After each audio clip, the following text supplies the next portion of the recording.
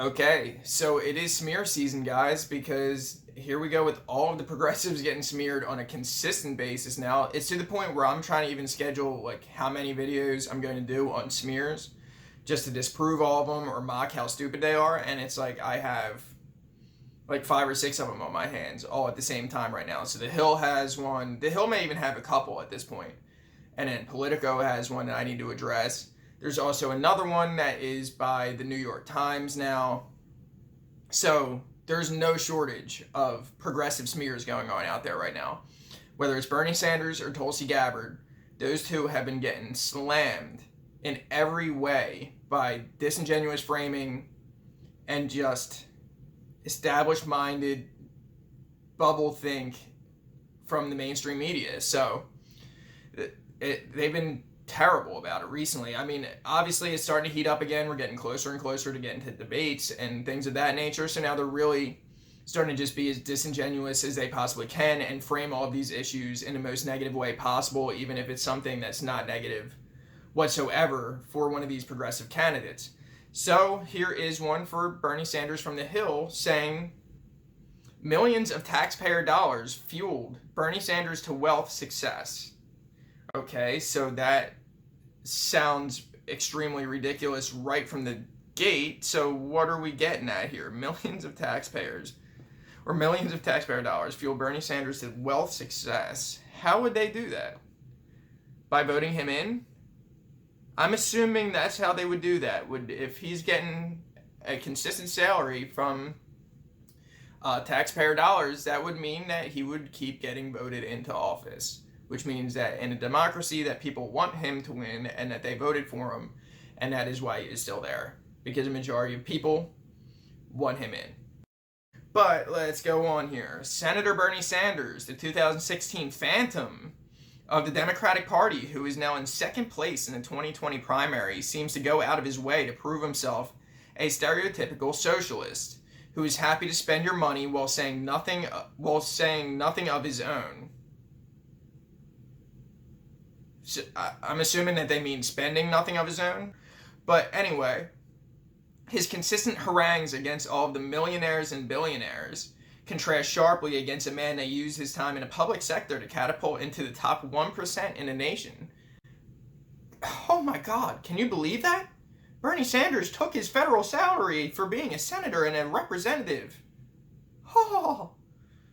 Okay, so let's keep going on.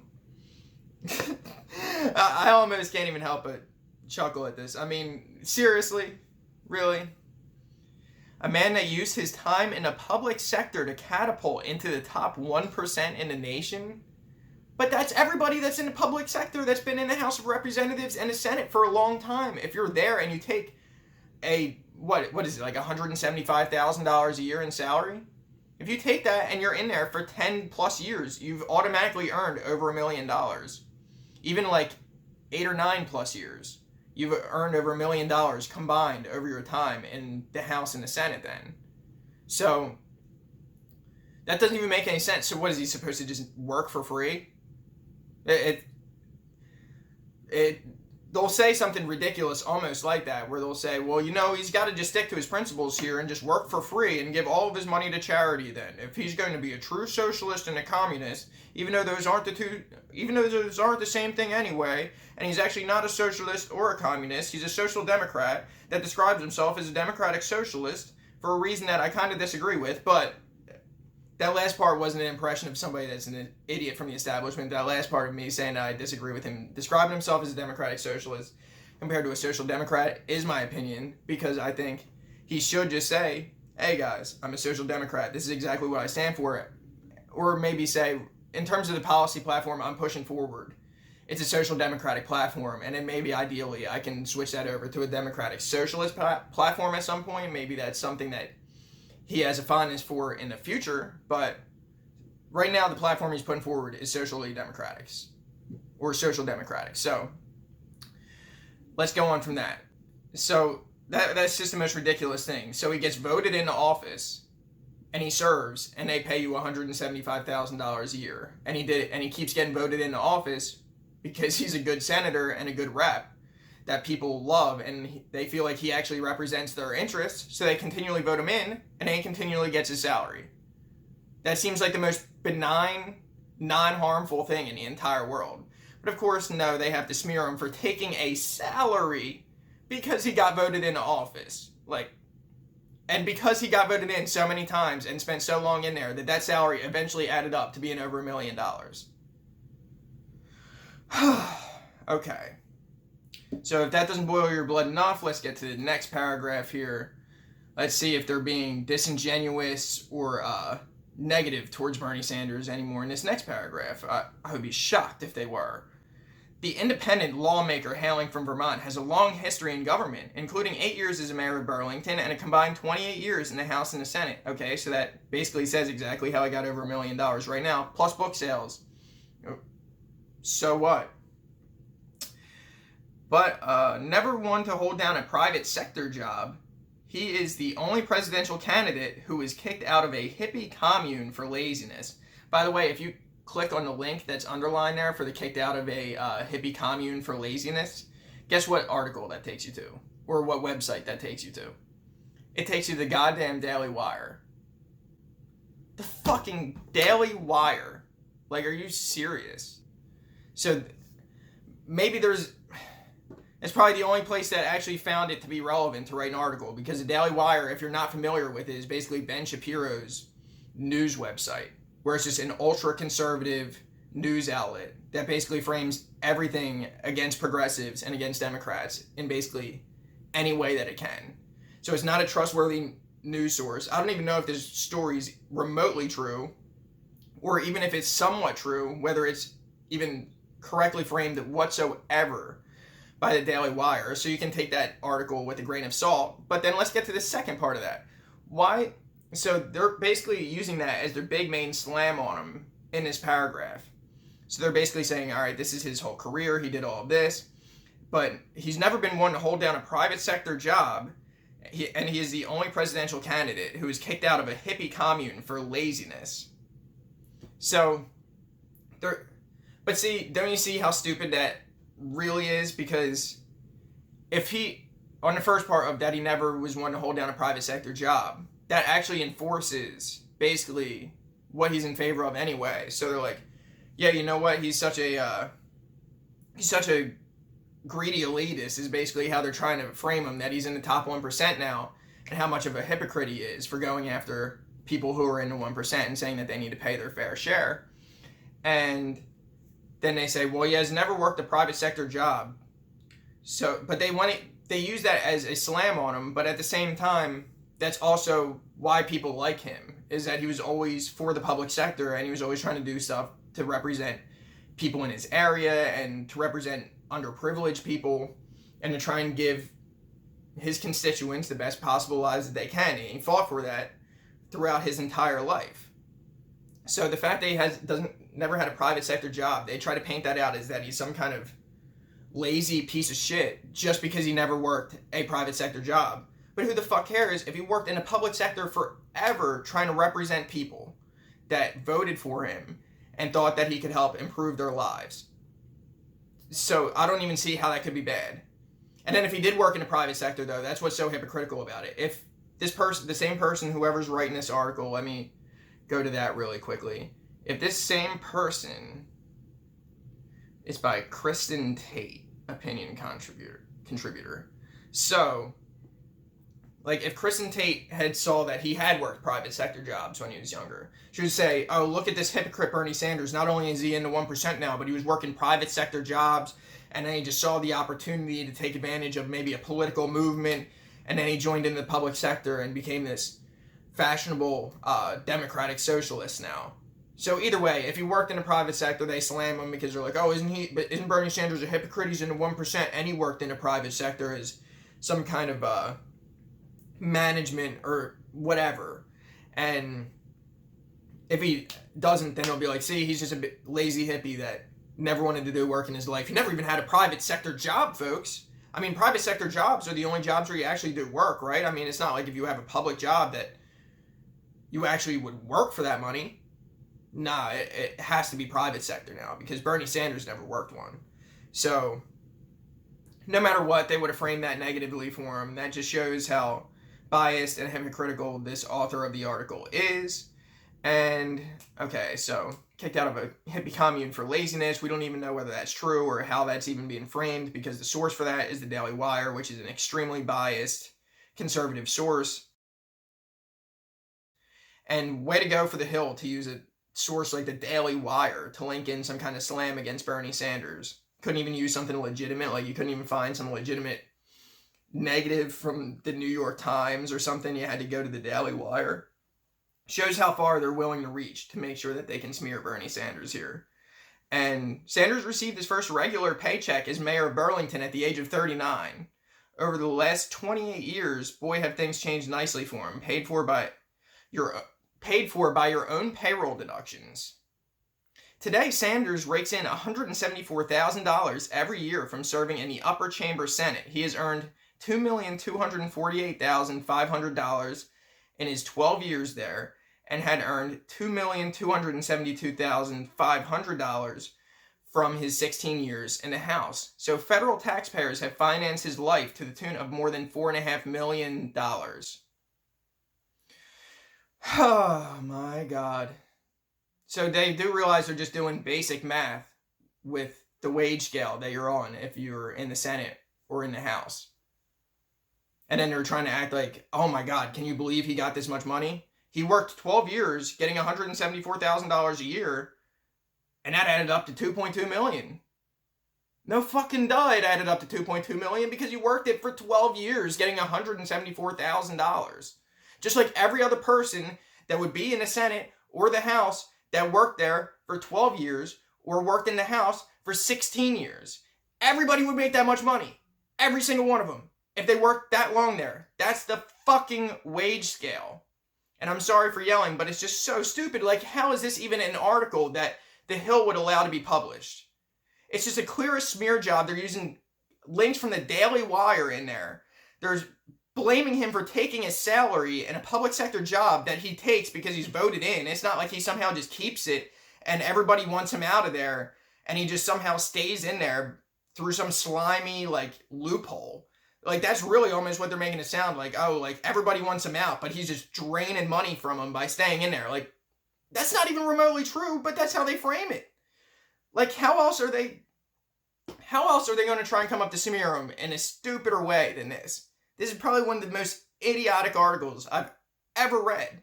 And the fact that somebody that works for the Hill, who's probably getting paid decently well to work for the Hill, and not fantastically, but still, are like, you have an official job at the Hill like that, that people that, like myself, who graduated with a communications degree would kill for a job coming out of college to work for a place like this. And you're going to write something that's just a complete hit piece that has no logic to it whatsoever.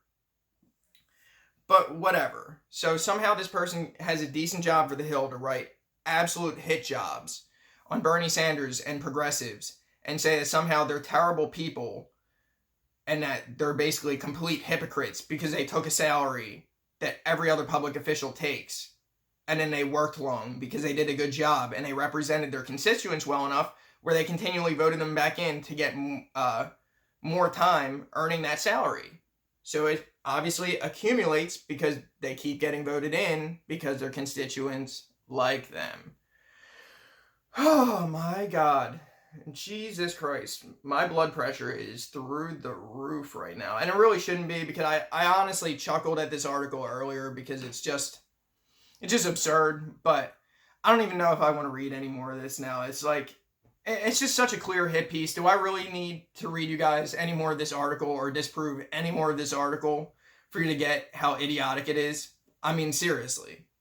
I'll read to the end of this paragraph and that's it, because I'm rotting your brain to even go further than this. So this income helped Sanders afford a $562,000 row house in Washington, just blocks from Capitol Hill. Okay, so he works in Capitol Hill, so he wants to live close to Capitol Hill. He has enough money to afford a nice house in a super expensive area.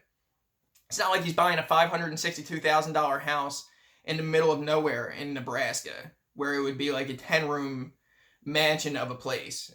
It's Washington, D.C., near Capitol Hill. It's obviously going to be extremely expensive. I would have expected it to be more than $562,000. So, okay, fine. He can afford that off of his salary that he's accumulated for basically his entire life. So what? It's close to his job. Is there anything in being a social democrat or even a democratic socialist that now says, you know what, you cannot have a home over $500,000? Even if you pay your taxes, you pay what the federal government asks of you, your local government asks of you in taxes. You earn a legitimate income where you're not ripping anybody off. You're not doing anything illegal. You're not doing anything illegal to avoid paying taxes. As long as you're paying your fair share and you're paying what you're supposed to be without doing anything illegal, and you're working a legal job, earning a legal wage, then what is the problem with that? You can buy any house you want. I'm a social democrat. I don't care if you make $5 million and you pay all of the taxes according to the tax rate that's in place. You don't try and scum your way out of it if you have enough money to somehow find every loophole in the book to pay almost nothing. But you pay your taxes correctly, and maybe you do take some deductions. Of course, most people do, but you pay your fair share in the taxes that you're supposed to pay, and you earn a legal salary. That's fine. Then buy whatever house you want if you can afford it. I'm not here to say, no, you cannot have a $500,000 house under any circumstance. That wouldn't even make sense. Why would I care? As long as they're paying their fair share and they're making money in an up and up way, go right a fucking head and buy the $500,000 row house that's close to where you work. Enjoy it. So even better for the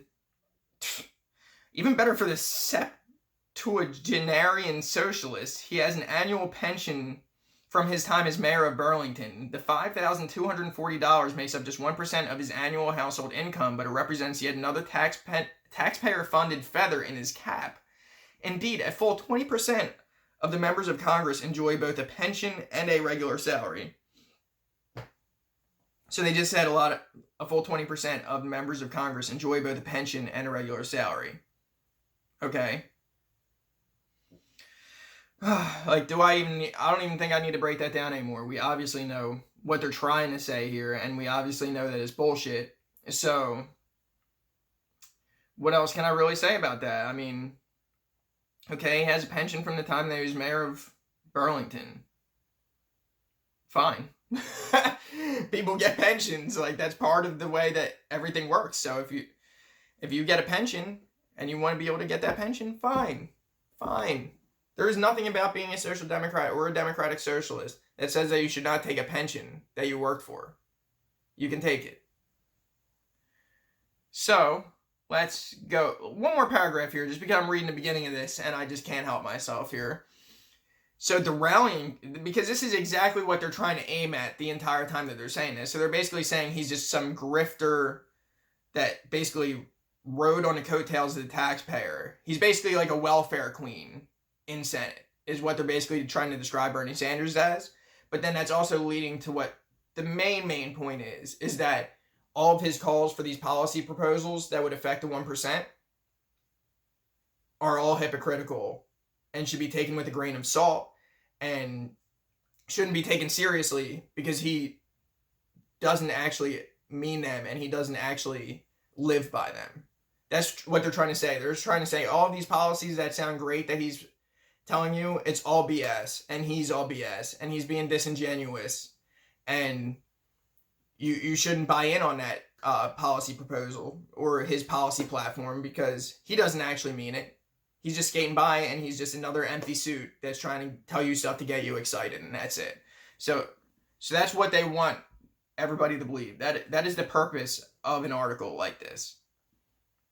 The rallying cry against the much maligned 1% seems especially hollow for Sanders given that he is a member of its ranks. There it is. He and his wife, Jane, earned nearly $561,300 last year, including $393,000 from book sales. Considering that the median household income is just $61,000, the Sanderses bring in 9 times what the average couple does in both 2016 and 2017. The Sanderses earned more than $1 million. Their total net worth is approximately $2 million, and they earned an additional $60,000 last year from dividend and investment income.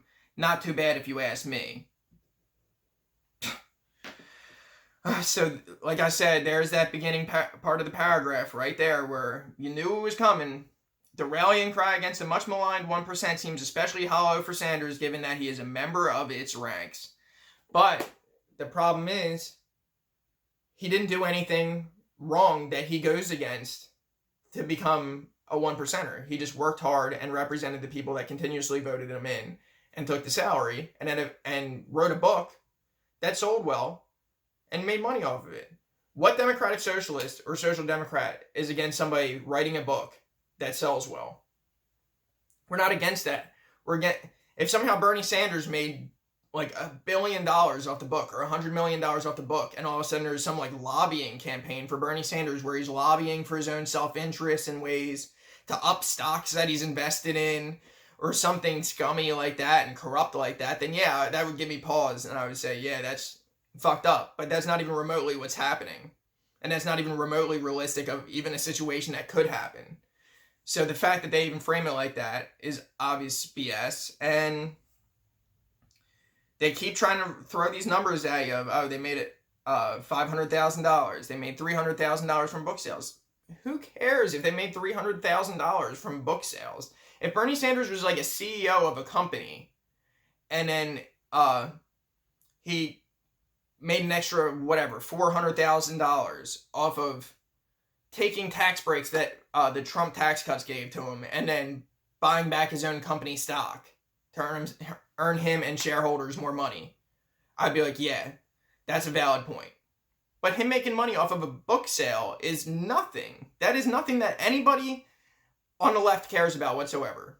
Make as much money off the books as you want. Just pay your taxes and fight for the things that you believe in. And that's all we care about. If you're somebody that's in the 1% and you made good money, as long as you didn't do it in some corrupt way that makes it now hypocritical for you to go after people who are corrupt and corrupting our politics by using big money, far more than a couple $1 million like Bernie Sanders has, by the way. We're talking about people with hundreds of millions of dollars and billions of dollars in certain cases. So this whole thing is just, there's no point to this thing. Obviously, we all understand the ridiculous point that they're trying to convey to people who don't pay attention to politics. But anybody on the left looks at this and says, this is an obvious hit piece. It's a disgusting hit piece, too, because all they do is keep going in circles trying to frame it as that Bernie Sanders is some out-of-touch 1%er that somehow has been finding his way to ride by as some taxpayer-funded welfare queen in the House and the Senate and doesn't actually mean anything he says because he's actually made a decent amount of money off of a book sale and off of a salary that he's earned from being a mayor, a representative, and a senator for well over, well over 20 years, well, almost 30 years, or no, over 30 years if counting his time as mayor. So, what else can I say? They're terrible, they're disgusting, and it's super frustrating to see again, but it's going to keep happening, so all I can do is continually be here to point them out for you and bring it to light that this is exactly what the establishment media has been doing ever since 2016 when this was happening. So it's happened then, and it's continually happened ever since, and now it's starting to flare up again because we're getting closer and closer to 2020. And the funny thing is, we actually have somebody now that they're trying to align with in Joe Biden over Bernie Sanders. That shows that they didn't learn their lesson even remotely. These people that are centrist Democrats and the establishment, they're like, all right, so Hillary Clinton was too conservative and too much of a centrist Democrat that didn't inspire anybody and had too bad of a record to really be able to rise above all of the critiques of her from people who are independents and other lefty Democrats. So let's get somebody that's a little bit more conservative than her and actually has a worse record. Oh my God. Oh my God. Here we go again, guys. It's going to be an interesting and wild ride in 2020, but we're going to fight all the fucking way for progressive policies in this Democratic primary, and let's make this shit happen. Fuck the establishment media pieces that are going to come out and just smear all these progressive politicians. They're actually trying to fight for what people want and fight for what helps the average person. It's not going to happen again. And if it does, it's not going to be because we didn't fight. It's because they did every dirty trick in the book to get across the line.